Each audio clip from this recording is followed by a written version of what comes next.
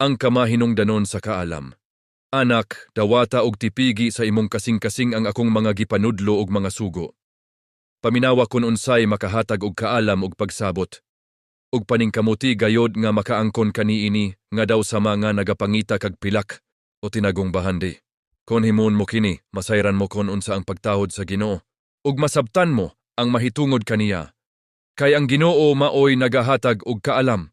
Kaniya usab naggikan ang kahibalo ug pagsabot.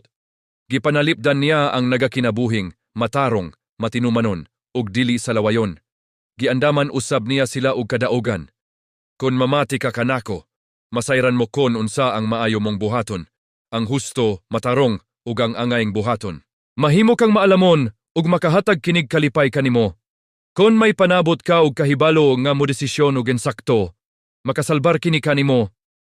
Ug maglikay sa daotang binuhatan ug sa mga tawong dautan ug sinultihan.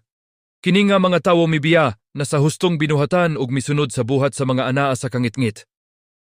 Nagakalipay sila sa paghimo og dautan ug nalingaw sila sa kangilad niini.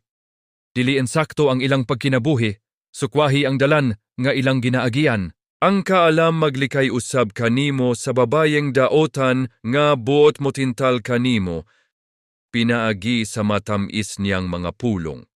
Kining babayhana mibiya sa iyang bana nga iyang giminyoan sa batanon pa siya. Gikalimtan niya ang iyang saad sa Dios sa dihang gikasal siya. Ang pag-adto sa iyang balay, samara nga nagpaingon ka sa kamatayon. Ang dalan paingon sa iyang balay padulong sa dapit sa mga patay. Sibisan kinsa nga moadto kaniya dili na makauli.